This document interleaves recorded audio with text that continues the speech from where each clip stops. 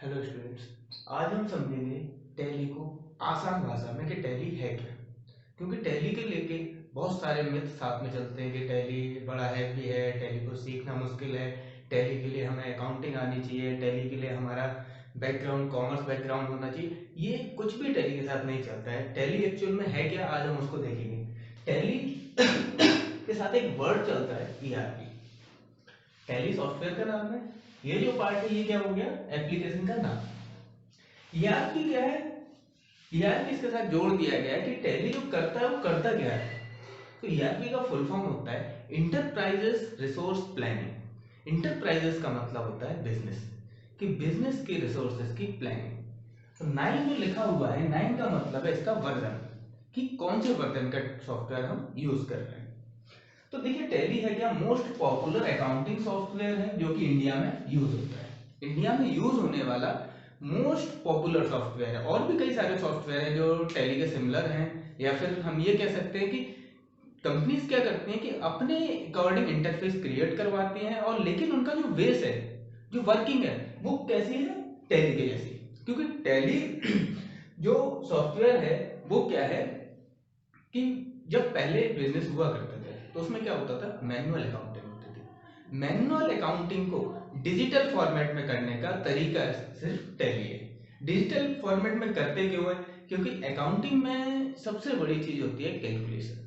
कि अगर आपकी कहीं कैलकुलेशन मिस्टेक हो रही है, या आपसे कैलकुलेशन में कोई डिसबैलेंस आ रहा है, तो वहां पर सीधा सीधा कह दिया जाता है कि अकाउंटेंट गड़बड़ है, या फिर बिजनेस में लॉस फैक्टर दिखने लगते हैं, प्रॉफिट एक्चुअल से ज्यादा शो होने लगता है, जो कि एक बिजनेस के लिए सबसे ज्यादा घातक होता है। इसीलिए हर बिजनेस एक अकाउंटिंग के साथ चलता है, पर्टिकुलर अकाउंटिंग के साथ चलता है, क्योंकि बिजनेस एक ऐसा टर्म्स है जहां पर कंज्यूमर की भी नजर कंपनी की गुडविल पर होता है, कंपनी की वैल्यूएशन पर होता है, और गवर्नमेंट की भी नजर होती है। क्योंकि मान लीजिए आपने अगर कहीं सेल या परचेज में गलती कर दी, तो वहां क्या होगा, सेल और परचेज दोनों टाइम पर हमें गवर्नमेंट को टैक्स देना होगा। आपकी गड़बड़ी आपके टैक्स को बढ़ा सकती है, और अगर बाय मिस्टेक आपसे टैक्स कम हो गया तो आपका वो प्रॉफिट ब्लैक मनी में काउंट हो जाएगा। तो दोनों चीजें एक बिजनेस के लिए बड़ी दुखद है। टैली करता क्या, टैली हमें कुछ फंक्शनैलिटीज प्रोवाइड करता है। फंक्शनैलिटीज मतलब कि टैली के अंदर हम करते क्या क्या। पहली चीज है कि हम टैली के अंदर अकाउंटिंग करते हैं। अकाउंटिंग मतलब लेन देन, कि हम किससे कितना ले रहे हैं, क्या ले रहे हैं, क्यों ले रहे हैं, किस फॉर्म में ले रहे हैं। दूसरा है फाइनेंस। फाइनेंस का मतलब होता है पैसा, कि जो पैसा हमारे पास आ रहा है वो क्यों आ रहा है, कितना आ रहा है, और किससे आ रहा है। हम किसी को पैसा दे रहे हैं, क्यों दे रहे हैं, किसको दे रहे हैं, कितना दे रहे हैं। तीसरा होता है इन्वेंट्री। इन्वेंट्री का मतलब होता है आपके उस प्रोडक्ट से जिसका आप बिजनेस कर रहे हो, कि आपने कोई प्रोडक्ट परचेज किया, कितनी क्वांटिटी में किया, किस रेट पर किया, कितने अमाउंट पे किया। आपने वो प्रोडक्ट आपके पास अवेलेबल है तो कितना है, कौन से ग्रुप से रिलेट करता है, किस टाइप का प्रोडक्ट है, क्या उसकी एक्सपायरी है, किस गोडाउन में आपने उसको मेंटेन करके रखा है, कहाँ आपने उसको रखा हुआ है। तो वो सब हम लोग किस में करते हैं, इन्वेंट्री फंक्शन में। थर्ड है सेल्स, कि आप जो बेच रहे हो, किसको बेच रहे हो, कितना बेच रहे हो। तो ये सारी चीजें हम लोग कहाँ करते हैं, सेल्स में। फोर्थ है परचेज, सॉरी फिफ्थ है परचेज। परचेज में क्या होता है, हमारे द्वारा खरीदा गया सामान की डिटेलिंग। जैसे कि परचेज इनवाइस आता है, उसमें सारा डिटेल रहता है कि आपने ये प्रोडक्ट खरीदा, इतने का खरीदा, इस क्वांटिटी पर, इस रेट पर, इतना अमाउंट है। अब आपने उसको नकद खरीदा है या ऑन क्रेडिट खरीदा है, क्योंकि किसी सामान को खरीदने के दो ही तरीके हैं, या तो आप उसको नकद खरीदे या फिर उधार खरीदे। तो आपने कैसे खरीदा। फिर आता है पॉइंट टू सेल, कि आप कहाँ बेच रहे हो, जहाँ भी बेच रहे हो हम उसकी रिकॉर्डिंग करते हैं। फिर आता है मैन्युफैक्चरिंग। मैन्युफैक्चरिंग का मतलब होता है कि हम प्रोडक्ट को अगर बना रहे हैं, तो बनाने के लिए ऐसा तो है नहीं कि साधारण घूम घूम वाले पेंसिल लेके हमने ड्रॉ किया और वो बन के आ गया। उसके लिए हमें रॉ मटेरियल चाहिए, लेबर चाहिए, पावर चाहिए। हमारा अगर मशीनरी यूज हो रहा है तो मशीनरी किस पावर से ऑपरेट होता है, वो पेट्रोलियम बेस्ड है या फिर इलेक्ट्रिसिटी बेस्ड है, तो उसमें आया हुआ एक्सपेंस, उसको हम किस जगह बना रहे हैं, गोडाउन वगैरह, ये सारी चीजें मैन्युफैक्चरिंग में कैलकुलेट। कॉस्टिंग, कॉस्टिंग का मतलब होता है आपने एक जो प्रोडक्ट बनाया है उसमें कितना रॉ मटेरियल लगा, कितना प्रोडक्शन चार्ज लगा, कितना आपका लेबर लगा, कितना आपका इलेक्ट्रिसिटी कंज्यूम हुआ, और उस प्रोडक्ट के साथ भी एक को प्रोडक्ट बन के आता है। जैसे कि मान लीजिए आप शुगर कैन से शक्कर बना रहे हो, तो शुगर कैन से शक्कर बनने के बाद भी कहीं कुछ वेस्ट मटेरियल निकला होगा, स्क्रैप निकला होगा, कहीं उसका कोई को प्रोडक्ट जैसे कि गुण हम लोग जो बोलते हैं वो निकलता है। तो ये सारी चीजें होती हैं कॉस्टिंग के अंदर। फिर उसके बाद उसकी कॉस्ट डिसाइड होती है कि वो प्रोडक्ट की फाइनल कॉस्ट हमको क्या पड़े। जॉब कॉस्टिंग का मतलब होता है सर्विस सेक्टर से कि आपने किसी को सर्विस प्रोवाइड की, कितने घंटे काम किया, क्या काम किया, उस हिसाब से आपका कौन सा स्किल उसमें लगा, उसके हिसाब से हम उसको जॉब कॉस्टिंग क्रिएट करते हैं।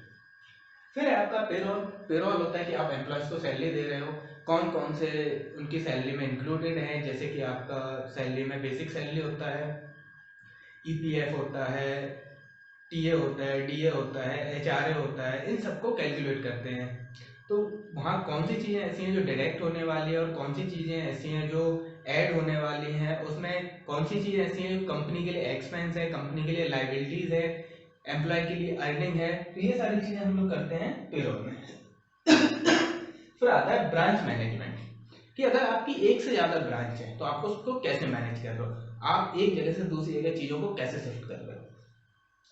फिर कुछ आते हैं हमारे टैक्सेशन वाले पार्ट, जो कि हमारे लीगलिटी के लिए जरूरी है, हमारे गवर्नमेंट इन्हीं के लिए हमें इतनी सारी सुविधाएं देती है।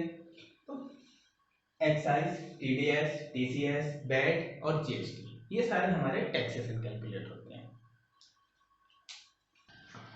देखिए अब हम लोग देखेंगे use of functions in different types of businesses. अभी तक हम लोग देख रहे थे कि टैली के कौन से फंक्शन है, टैली क्या है। अब हम देखेंगे टैली के जो फंक्शंस है अलग अलग बिजनेस में कौन से फंक्शन यूज होते हैं। क्योंकि एक चीज़ स्टूडेंट्स के साथ होती है कि सर हमें जॉब करनी है और हमें टैली सीखनी है। फिर टैली सीखनी है तो आप उस हिसाब से सीखिए ना, उन चीज़ों में अपनी कमांड ज़्यादा बढ़ाइए जो आपको जिस टाइप के बिजनेस में आप जॉब करने जा रहे हो या जिस टाइप का आपका खुद का बिजनेस है, तो उसमें आपको कौन से फंक्शंस ऐसे हैं जो ज़्यादातर यूज होने हैं। तो उसके लिए हम लोग आज देखेंगे कि बिजनेस के टाइप्स के साथ टैली के कौन से फंक्शन रिलेट करते हैं। सबसे पहले हम देखते हैं कि बिजनेस जो है वो तीन टाइप से है। तीन टाइप से बिजनेस हैं। पहला बिजनेस है सर्विस सेक्टर का। सर्विस सेक्टर का बिजनेस वो बिजनेस होते हैं जहां पर कोई फिजिकल प्रोडक्ट नहीं होता है, जहां आपको प्रोडक्ट देखने को नहीं मिलेगा, लेकिन जो व्यक्ति ये बिजनेस कर रहा है या फिर जिसके उसके यहाँ जो एम्प्लॉय हैं वो वर्क कर रहे हैं, तो किसके बेस पे वर्क कर रहे हैं, अपनी स्किल के बेस पे। जैसे एक टीचर है, तो टीचर कभी स्टूडेंट को कोई प्रोडक्ट नहीं देता है, वो क्या करता है स्टूडेंट के साथ मेहनत करता है, अपनी स्किल के हिसाब से, अपनी एक्सपर्टीज के हिसाब से, अपने एक्सपीरियंस के बेस पे वो क्या करता है, टीच करता है। सिर्फ वहां वो एक वर्क कर रहा है, कोई प्रोडक्ट सप्लाई नहीं कर रहा है। तो सर्विस सेक्टर की बिजनेस जब हम सिर्फ सिंगल फॉर्म कर रहे हैं कि हम कोई प्रोडक्ट नहीं दे रहे हैं, सिर्फ सर्विस दे रहे हैं, तो सर्विस के साथ टैली का एक फंक्शन चलेगा अकाउंटिंग।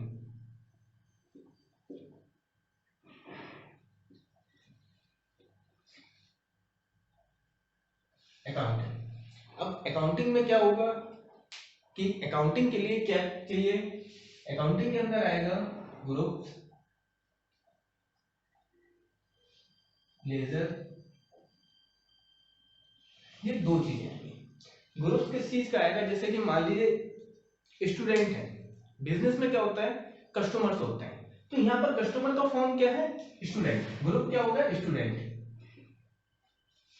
अब लेजर क्या होते हैं कि पर्टिकुलर उस स्टूडेंट का नाम होगा, तो नेम ऑफ स्टूडेंट।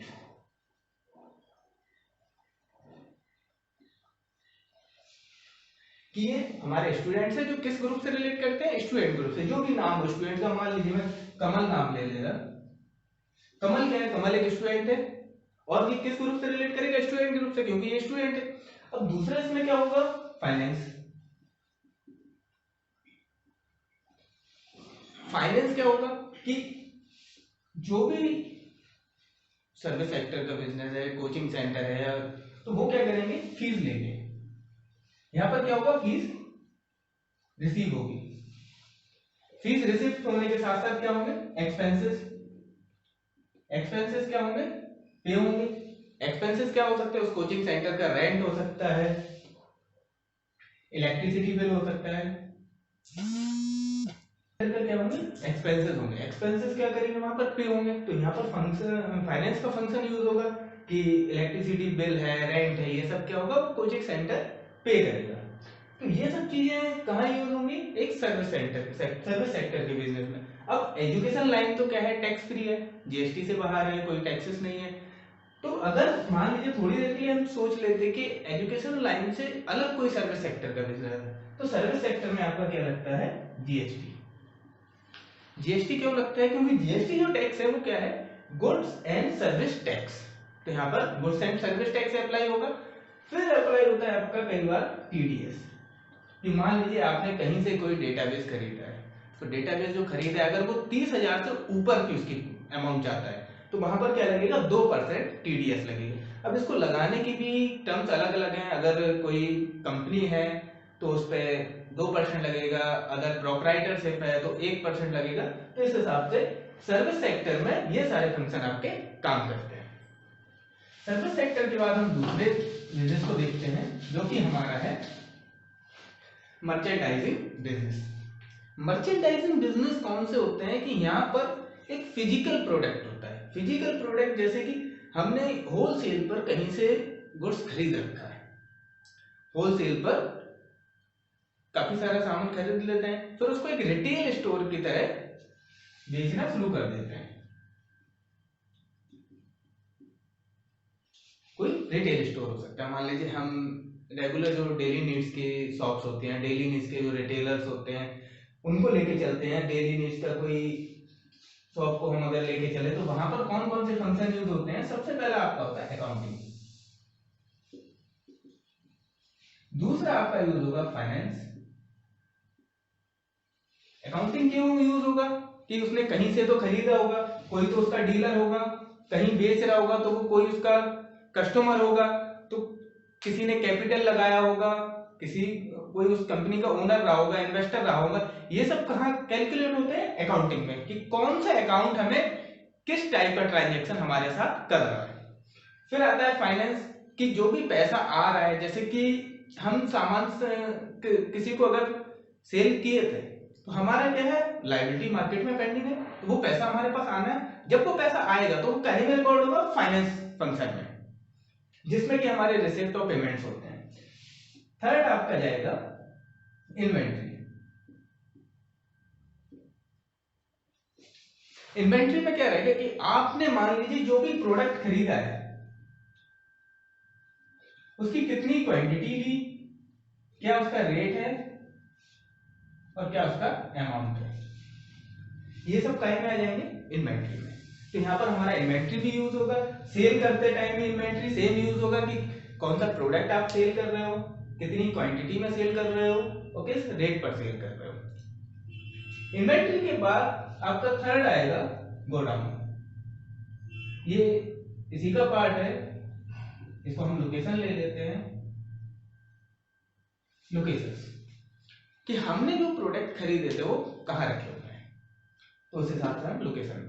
इसमें होता क्या है कि आपके पास आपका जो गुड्स है, जो प्रोडक्ट्स हैं, उसकी एक्चुअल रिकॉर्ड रहता है, एक्चुअल क्वांटिटी का रिकॉर्ड आपके पास रहता है कि हमारे गोडाउन में या फिर हमारी जो स्टोर में कौन सा प्रोडक्ट कितनी क्वांटिटी का रखा है, उसका परचेज रेट क्या है, उसका सेल्स रेट क्या है। कि मान लीजिए अगर मैं कोई प्रोडक्ट 4 रुपए के हिसाब से खरीदा था, 4 रुपए पर पीस के हिसाब से खरीदा था, 1000 इसकी क्वांटिटी रहेगी, तो इसकी परचेज वैल्यू टोटल कितनी होगी, 4000। तो ये क्या हमारा परचेज कैलकुलेट करेगा। जब हम इसका 5 रुपए पर हम at the rate 5 rupees per हम इसको सेल करते हैं, और ये 1000 प्रोडक्ट्स हमारे पास अगर हैं, तो आज हमारे पास एक्चुअल कितने का क्लोजिंग स्टॉक है, 5000 का। जो हमारा क्लोजिंग स्टॉक है वो कितना है, 5000 रुपए का, जिसमें 1000 रुपए हमारा प्रॉफिट या एक्सपेंसेस जो भी है वो कैलकुलेट करने के बाद आता है। तो 4000 रुपए उस प्रोडक्ट की एक्चुअल कॉस्ट रही है। फिर इसके बाद इसमें ऐड होता है हमारा टैक्सेशन वाला पार्ट, इसको बोलते हैं जी, सॉरी, इसके पहले हमारा सेल्स भी आ गया, परचेज भी आ गया, पॉइंट टू सेल आ गया, फिर आता है हमारा GST, goods and service tax. तो ये सारी चीजें हमें कैलकुलेट करनी पड़ती है। जीएसटी भी दो टाइप से कैलकुलेट होती है, सबको पता है कि अगर हम सेम स्टेट से परचेस करते हैं तो हमारा सीजीएसटी और एसजीएसटी लगता है। अगर हम इंटर स्टेट से, हमारा बिजनेस अगर यूपी में और हम एमपी से कोई सामान परचेस कर रहे हैं या फिर एमपी में कोई, मध्य प्रदेश में कोई सामान सेल कर रहे हैं, तो वहां पर हमको इंटर स्टेट टैक्स देना होता है। तो ये सारी चीजें किसमें आ जाती हैं, हमारे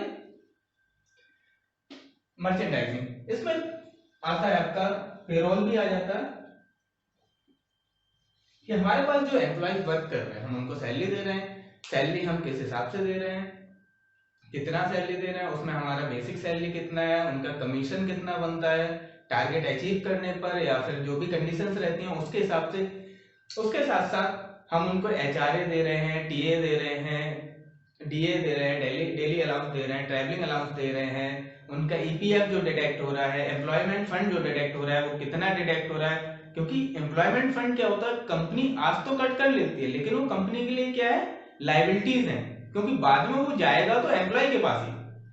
तो ये सारी चीजें हमारी कवर हो जाती हैं मर्चेंडाइजिंग बिजनेस में। तो अगर आप मर्चेंडाइजिंग बिजनेस में काम करने जा रहे हो तो आपको इन सारी चीजों पर कमांड होनी चाहिए।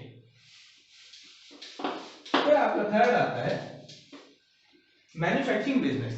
मैन्युफैक्चरिंग बिजनेस के साथ क्या क्या चलता है आपका, सबसे पहले तो अकाउंटिंग, नेक्स्ट फाइनेंस भी इसके साथ रहेगा, फाइनेंस के बाद आपका इन्वेंट्री भी रहेगा, इन्वेंट्री के साथ आपका रहेगा कॉस्टिंग, सॉरी कॉस्टिंग से पहले मैन्युफैक्चरिंग आएगा,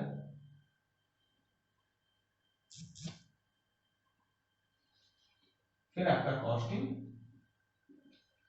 मैन्युफैक्चरिंग में क्या रहेगा कि आपने जो रॉ मटेरियल परचेज किया है, रॉ मटेरियल को परचेज करने के बाद उसको जो प्रोडक्शन किया है, प्रोडक्शन में लगने वाला आपका लेबर चार्ज ऐड होगा, प्रोडक्शन में लगने वाला आपका पावर यूज होगा, प्रोडक्शन में जो भी आपका वेस्टेज निकला वेस्टेज यूज होगा, स्क्रैप भी आएगा उसमें, स्क्रैप आपके प्रोडक्ट के कॉस्ट से डिडक्ट हो जाए, क्योंकि जो भी स्क्रैप निकला है स्क्रैप को हम क्या करेंगे, सेल करेंगे, तो हमारे फाइनल प्रोडक्ट की कॉस्ट से माइनस हो जाएगा। आपने जो प्रोडक्ट रेडी किया है उस पर लगने वाला वेजेस, क्योंकि वो आपके मैन्युफैक्चरिंग यूनिट में बना है, किसी अदर लोकेशन पे क्रिएट हुआ है, वो वहां से कहाँ आएगा, आपके रिटेल स्टोर पर। तो इसमें आपका क्या कॉस्टिंग आएंगे सारी। कॉस्टिंग के बाद उसमें सॉरी साथ में लोकेशन भी चलेगी, लोकेशंस भी आ जाती हैं आपकी। लोकेशंस के बाद आपके टैक्सेस भी है, इसमें जीएसटी भी हो सकता है, वैट भी हो सकता है, क्योंकि यहाँ पेट्रोलियम भी यूज हो रहा है, यहाँ पर टीडीएस भी आपका रहेगा, टीसीएस भी रहेगा। और अगर आप अदर स्टेट या फिर ऐसा सप्लाई कर रहे हैं जहाँ हमारा एक्साइज आता है तो एक्साइज